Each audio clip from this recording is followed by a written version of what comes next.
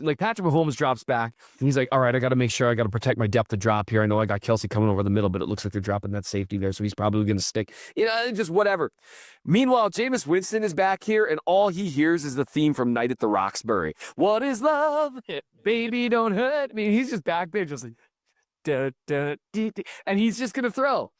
Yeah, Spags takes advantage of that. But it honestly sounds like a delightful way to make a living for Jameis Winston, so I'm happy for him.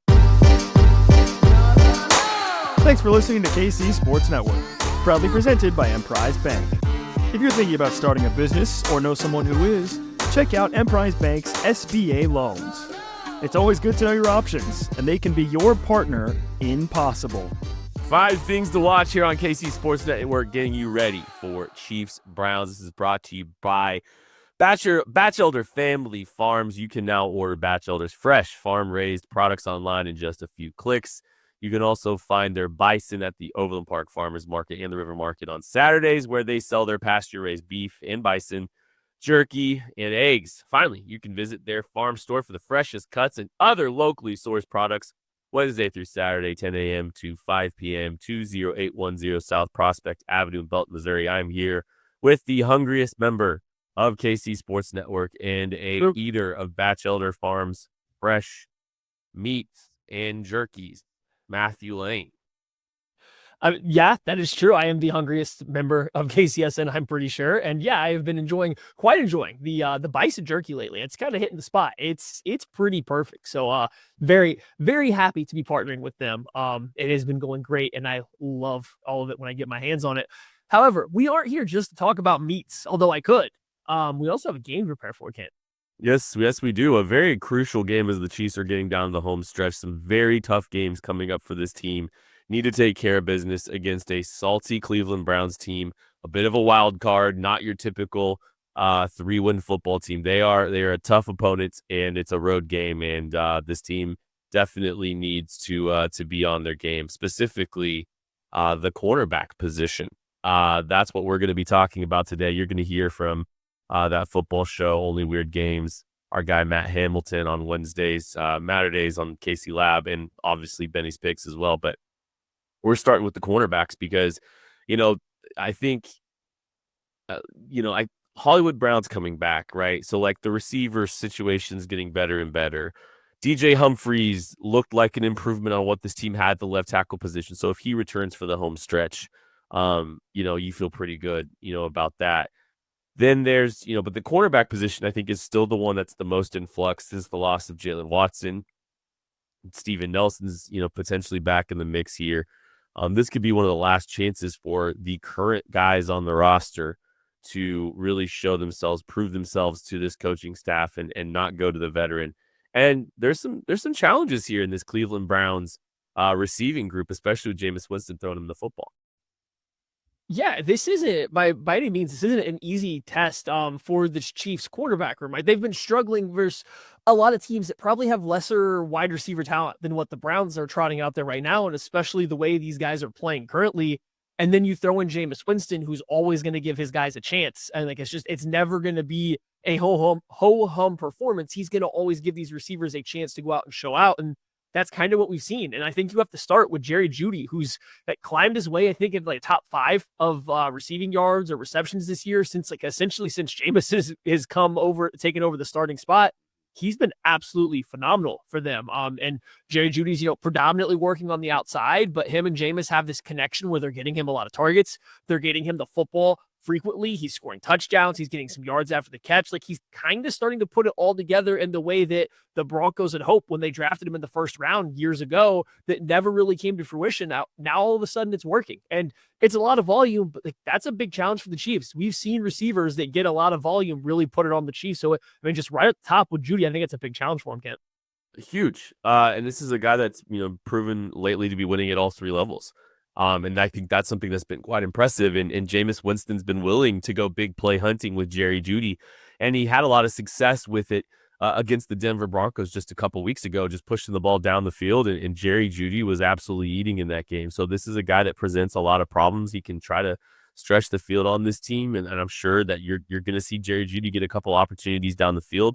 But it's not just, the deep stuff. It's the intermediate areas that he's had, just a ton of stuff a ton of success with. He's been building off of, some really good things in all areas of the field, and that just makes him that much more of a challenge to try to prepare for. This is a team that has tried not to give up explosive plays, has been pretty good at it in the past, but has, been giving up some lately. You think about what they did against the Las Vegas Raiders a few weeks back, just giving up some explosive plays in the passing game. And so Jerry Jeudy's a guy that can wreck this game for the Kansas City Chiefs, and he's going to get opportunities from Jameis Winston. I mean, and even beyond just like that game, like the Chargers were, this close to hitting a lot of explosive plays to Josh Palmer of all people downfield numerous times versus the Chiefs. So he is a guy that's absolutely presenting a challenge. And he right now, Cedric Tillman's should be back, I think, in this game for the Browns. And he does give them another guy that can work vertically on the outside. He's been ruled out for that. Oh, he's already ruled out. Okay, well that's probably a little bonus to the Chiefs. That gives them kind of one guy they have to worry about coming downfield, but it's still a guy. I think he's a challenge. And now I will say from the Chiefs' perspective, having a Trent McDuffie is helpful because Jerry Jeudy does predominantly align on the outside for the Browns. So you have Trent McDuffie who's been playing on the outside. They haven't shadowed wide receivers as much since Jalen Watson has gotten hurt with Trent McDuffie. They did early to start the year.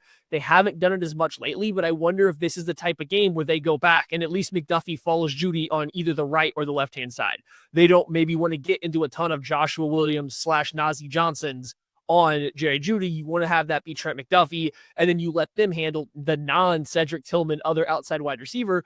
However, like my biggest concern beyond Jeudy, it goes to Elijah Moore, the slot wide receiver for the Browns. Since Jameis Winston has taken over as the starting quarterback, which is a Baltimore Ravens game, Elijah Moore has gone for 85 yards, 28 yards, 66 yards, 21 yards, 111 yards, 34 yards. There's a pattern there, Kent. Every other week, Elijah Moore goes off.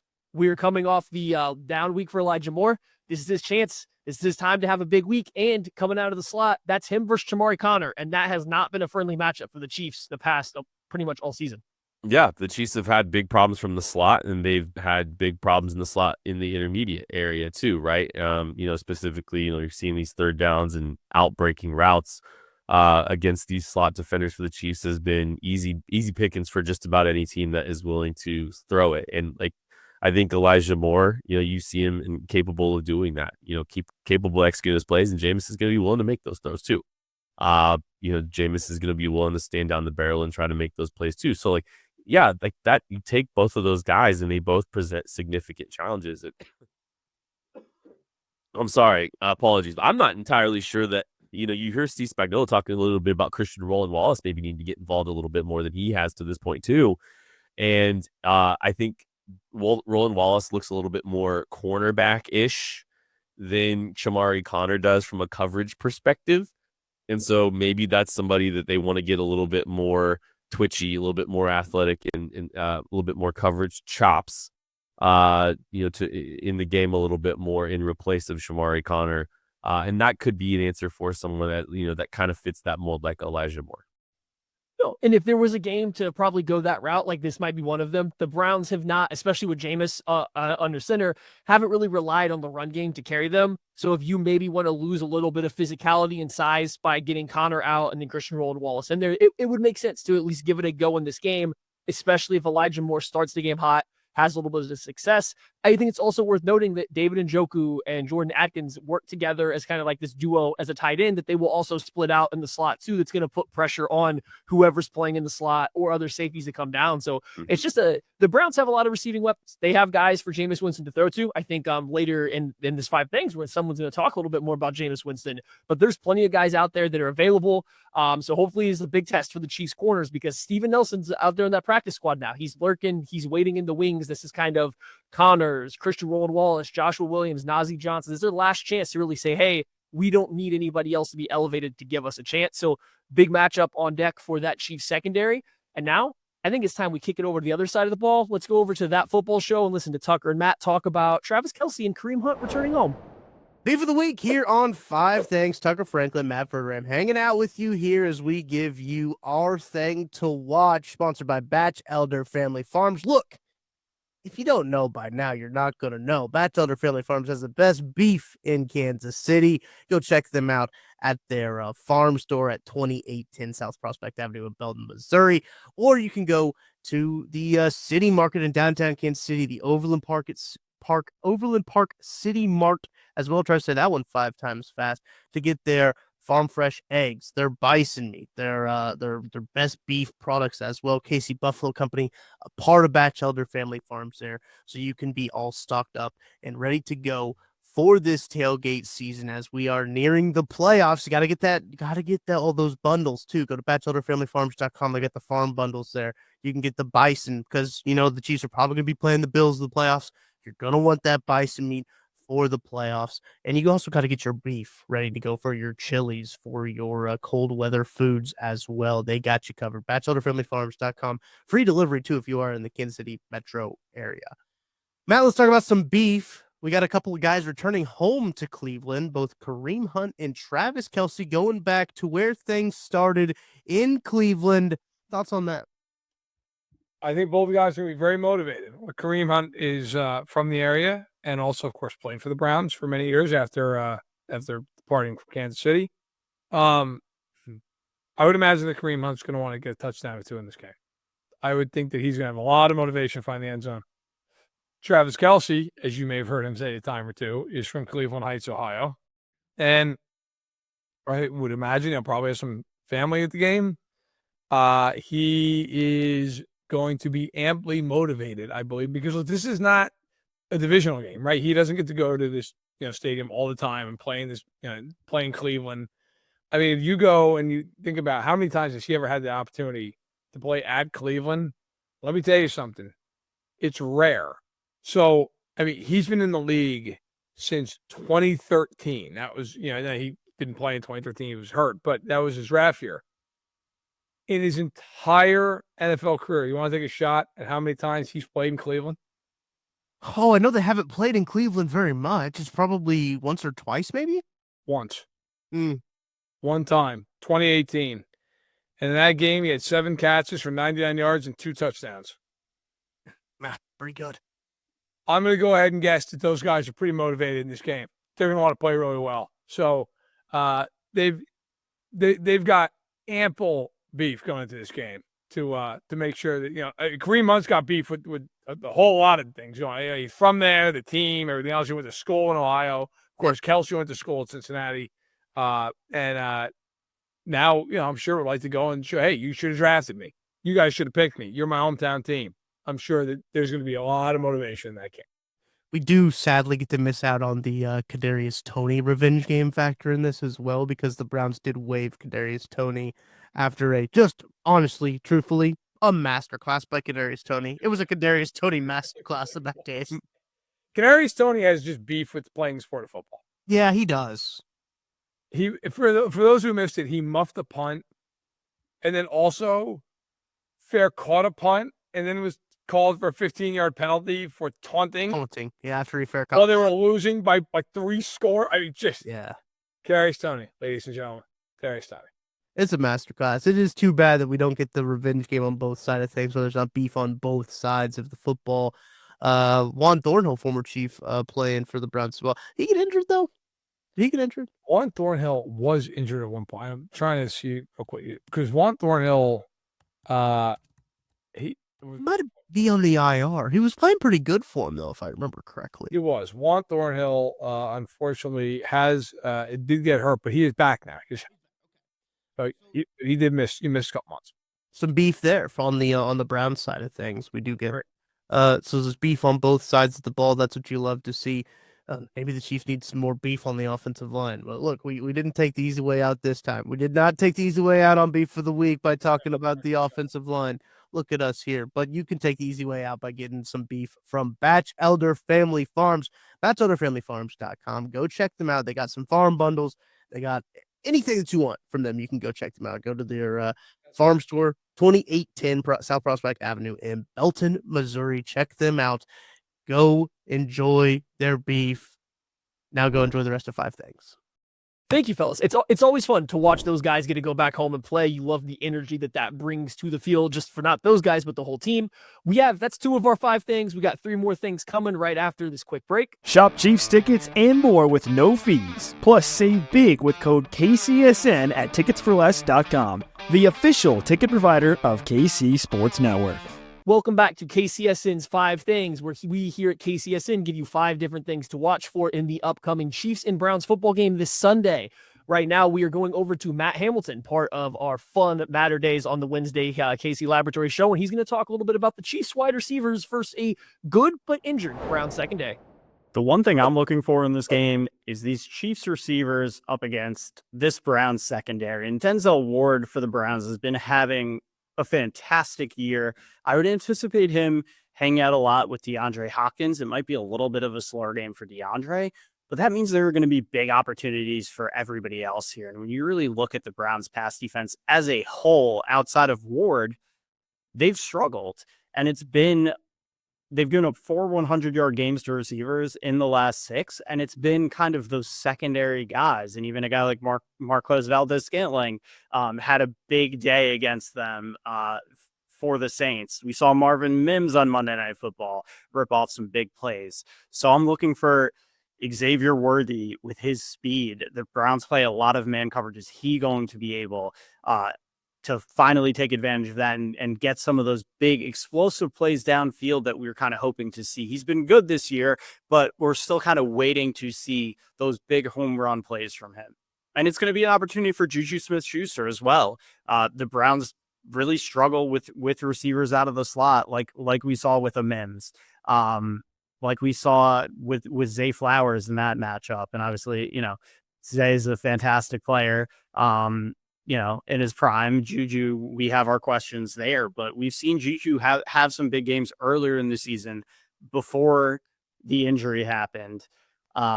Since he's been back, it's been pretty quiet. I think getting him going is going to be very important for this passing game as we get down the stretch of the season into the postseason. Mahomes is going to need that guy out of the slot that can find space, that can get open. I'm looking at this as a game where we could really see Juju start to come alive again at the right time. So, again, while the Browns haven't been great this year, this is still a test for the Chiefs. They've been hanging tough. They've beaten 2 contenders in the Ravens and Steelers. I don't anticipate, Chiefs haven't had many easy games all year. I don't anticipate this to be one, but it does present an opportunity for this passing game to really kick into gear, and I think we see it happen. Back to you, Maddie. Thank you, Matt. Listen, Worthy's my guy to have a big game this week. I think it's coming. It's a lot of man coverage. I think it's there, so hopefully that's coming. And now, I'm saying I like Worthy. Time to go over to Benny's picks and see which picks you guys got to remember for this game if you want to make a little extra scratch. All right, thanks so much. What is good, everybody? Welcome into this particular section of 5 Things. Time for a little Underdog fantasy update with your guy, Benny Heisler. Big game. I know they all kind of feel like the same game, week after week after week. How will it end this week? The good news is that we at least get to focus on some higher, lower plays over on Underdog rather than trying to determine how the Chiefs will win the game without our heart stopping. But it'll be fun. Just remember, in the season of giving, every NFL team is giving wins to the Chiefs. No, they're out here taking it too, but every other NFL team is in the giving spirit. The Chiefs do not have to be. They can take. And you as fans should just embrace it. Could always be worse. You see that bear stuff behind me? Could always be worse. Anyway, that's not what you came here for. Do want to mention, though, that if you are in need for a little extra bonus cash this holiday season over on Underdog, you can take advantage. Use the promo code KCSN. You can score up to $1,000 bonus cash on your first deposit. Plus, you get a Week 15 free pick, which in this case is Jordan Love of the Green Bay Packers to go higher than 0.5 total yards. Would imagine that he makes that possible. So you get that free pick. Plus, with the promo code KCSN, you have an opportunity to get up to $1,000 in bonus cash. Check out Underdog. It has been so much fun all season long playing with all of you guys. And let's go into our 3 plays for the Chiefs and the Browns on Sunday. By the way, if you were with us last week, we were one Justin Herbert rushing attempt away from a clean 3-0 sweep. So let's try to stay hot as we head into Week 15. Let's start on the Browns side. Let's go with Jerome Ford. Is their backup running back, but if you actually kind of look at some of the snap counts and the opportunities, he's been on the field quite a bit, and I like him to go higher than 25.5 rushing yards in this matchup. If you think about what we remember the Browns being over the last several years was, kind of ground and pound. Nick Chubb, Kareem Hunt was that number 2 guy for a while. And that would be what established everything, right? Like, if you're talking about a team that like got off the bus running, the Browns were that team under Stefanski that would then open up play action for some shots downfield. And up until like the last few weeks, they really haven't done that. And, the whole Jameis Winston thing kind of changes the outcome too. But this year, they're trying to get back to it. We've seen conversations from their offensive coordinator, from their head coach, trying to get back to having this more established run. And with somebody like Jerome Ford, rather than going for somebody like Chubb, he's been better. Chubb just does not have that same step after coming back from injury back in week 8, week 9. And they're starting to use Ford much more often. The usage rate has gone up. He's had double-digit carries in 2 tough road games on the road at Denver and at Pittsburgh. And he's also cleared his rushing yards projection in his last 3 games as well. So 25.5 is a fairly reasonable number, especially if I'm projecting Ford to get anywhere between 9-10 carries in this game. It just has to average more than 2.5 yards a pop. And also, if you're talking about difference to market, I want to shout out my friends over at Rhythm, because their projection on Ford is actually at over 40 yards. And that is just under a 72% difference to market for DTM with Underdog, with some of the other betting markets. So based off their projections and the amount and volume that he's been getting over the last few weeks, it seems like the books just haven't adjusted to Ford, and neither is Underdog. So I think you're getting a really good number here for the Browns backup, even with the Chiefs' run defense being a fairly solid unit over the course of this year. So that's play number 1. Let's go to a Chiefs play and go with Xavier Worthy to go higher than 46.5 rushing and receiving yards. Now, I get it. Xavier Worthy, bit of a week-to-week gamble. But this is the matchup that I actually think works really well for him. And also, I expect the Chiefs to maybe have a bit more creativity in using their skill set with Worthy to their advantage. Throw out a stat from my guy, Derek Brown, over at Fantasy Pros. So he mentions that the Browns play the 3rd highest single high rate defense, single high safety in the NFL. It's just under 64%. And since week 9 versus single high defenses, Xavier Worthy has seen a ton of volume. 14.6% target share for a guy that really isn't that much involved in the offense, including a 13.6% first read share. So what does that mean? The target share overall maybe isn't the highest number that we've seen from maybe somebody like Hopkins or Kelce, but when he's on the field, there is often an attempt to make sure that he gets the ball and that he is the first read for Patrick Mahomes for plays that are really designed for him. So factor that in. Factor in the opportunity that Cleveland has gotten burned deep throughout the course of the entire season. And they're still trying to find new and creative ways to use him all over the field, whether it's on an end around, whether it's in the screen game. And that's why I like the number more so for rush and receiving yards at 46.5, because he might have 2 catches for, 32 yards, but he might have 1 rush for 40. And so then if you get the receiving yards, you fall under, but you have the opportunity to combine the 2 together at 46.5. So I like the play for Worthy. I like the opportunity for him as well, especially given the looks that Cleveland is showing. The Chiefs are showing a propensity to use him more often, especially against single high defenses. So give me the higher for Xavier Worthy this week in week 15 to go higher than 46.5 rushing yards. And then lastly, let's go back to the Cleveland side for our 3rd play over on Underdog and go with a lower play. And that is Dustin Hopkins, their kicker this year. I think when you think about kickers for most teams, probably not so much the Chiefs, but kickers are in the NFL are kind of a lot like closers in Major League Baseball, right? One year you might just have a flamethrower dude that just gets everybody out, striking out 30% of guys, and the next year he sucks. Can't figure it out. The fastball's lost a bunch of velocity. Everything is flat, and he's getting hammered. That's kind of how it's been for Hopkins this year. He had a career year last year for Cleveland. But this year he's missed a career high 9 field goals. Now faces a Chiefs team that has been pretty good at holding opponents within the red zone and also just, forcing more opportunistic plays where teams just haven't been able to get things going to even get themselves in field goal range. And here's the other component too. You have a kicker who has been bad this year, who's been inconsistent, who's been wild, and doesn't know where the ball is often going. Temperatures for Sunday in Cleveland are going to be in the low to mid 40s, 80 to 85% chance of rain. So let's put this smorgasbord together on a holiday plate, right? Bad weather. Browns team is a home underdog. A kicker already on thin ice. Like, I have major hesitations about Dustin Hopkins getting more than 1.5 field goals made. Maybe he gets one. Maybe, they score a couple touchdowns, gets a couple extra points, but this is not a Browns team, I would think, in these conditions that they're going to be like, you know what?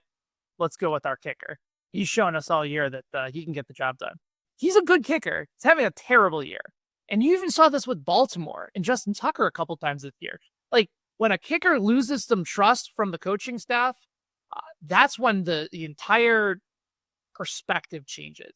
So, yeah, lower than 1.5 field goals made for Dustin Hopkins in bad weather against the Chiefs this week. So, again, your 3 plays here on 5 things, like Jerome Ford to go higher than 24.5 rushing yards on Underdog, like Dustin Hopkins also on the Cleveland side to go lower than 1.5 field goals made, and then Xavier Worthy to clear and go higher than 46.5 rushing receiving yards. Don't forget that promo code KCSN. Get that first time deposit offer up to $1,000 in bonus cash. Perfect opportunity ahead of the holidays to take advantage of that deal. And with that, I'm sending it back to you guys. Thank you, Benny. I got those all written down. We are about to come out on top like we do every single week. Now, finally, to wrap up our 5 things here, we're heading over to the guys at Only Weird Games, where they are going to talk about Jameis Winston getting his powers from, maybe outside of himself. We got one thing from 3 of us here, Joshua Briscoe, Seth Kaiser, Nate Taylor from Only Weird Games, and we get to unite over something that all football fans, for one reason or another, should really love to see on their television screens. Because we're talking about Jameis Winston. Not just how the Browns will try to attack the Chiefs in this game on Sunday, but how the Chiefs will try to keep Jameis either held back a little bit or maximizing on the very Jameis moments that we're hoping to see. So, Let's go to you first, Seth, because we, on the full edition of Only Weird Games on Thursday, talked about this a little bit. Also, the fact that it does kind of connect to the Chiefs' Christmas game against the Steelers. We can circle back there. But this is a style that you're a little bit worried about with this Chiefs defense, right? The idea of pushing the ball downfield and in Jameis's case, literally letting God decide where the ball lands. And that is, I just keep coming back to one of Aiden O'Connell's completions against the Chiefs, where it was a throw down the field, and Trent McDuffie was in gorgeous coverage. I mean, like everyone always says, in the hip pocket. They were joined at the hip, and it was such a bad throw that the receiver stopped, oh crap, and had to come back from it. And McDuffie, because he's anticipating the corner route, because that's the route the guy was running, it's where are you going? And it was completed. Those types of plays worry me because the Chiefs have been more susceptible to teams just throwing the ball down the field. And like you said, let God decide what happens. I think teams have had more success with that than being surgical in their approach with the Chiefs overall. And so that kind of plays into what Jameis is willing to do. I am curious if Spags has seen some things with Winston that's we are going to let him think, wow, that guy is so open, because he will definitely throw that ball. Jameis Winston is not out here thinking, it's weird that guy looks so open. He's not out here thinking that. He is thinking, someone said, after something George Pickens did, nothing going through that guy's mind but Young Thug lyrics or something like that. And that's how, I don't remember what he did. He jumped in the air and tried to stiff arm a guy while he was in there. Just weird. Something weird that George Pickens did, when he pulled that defender and tried to eat his face on live television. Jameis plays quarterback like that. I don't think he's as crazy in terms of that stuff, but that's how he all the time. When everyone else, Patrick Mahomes drops back, and he's all right, I got to make sure I got to protect my depth of drop here. I know I got Kelce coming over the middle, but it looks like they're dropping that safety there, so he's probably going to stick. Just whatever. Meanwhile, Jameis Winston is back here, and all he hears is the theme from Night at the Roxbury. What is love? Baby, don't hurt me. He's just back there just da, da, dee, dee, and he's just going to throw. Yeah, if Spags takes advantage of that. But it honestly sounds like a delightful way to make a living for Jameis Winston, so I'm happy for him. Nate, my question for you is Jameis Winston? Ladies and gentlemen, let's not forget that we are coming off the eve of the greatest quote from the season from anybody in the league, where Jameis Winston on the podium after they lost to Denver a couple weeks ago, asking the Lord on national television to deliver him from pick sixes. Now, I know God answered him for 1 week. What I am asking God is to not deliver Jameis from pick sixes on Sunday. Because it's not just like the traditional pick sixes, like, ooh, that's a bad decision. There's always a little bit more sauce or some candy coated to it. I just love the idea of Trent McDuffie, no career interceptions against Jameis Winston, quarterback most likely to throw you a pick.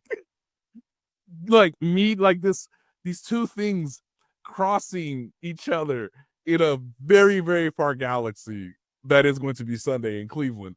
I think Spags is going to blitz Jameis a lot, which will create a lot of YOLO balls, and somebody just catch one of them for the Chiefs, because as we mentioned on Only Weird Games 2, the Chiefs only have 10 turnovers this year, and 3 of them were against Brock Purdy and the, San Francisco 49ers back in like mid-October. So they literally forgot they played them this year.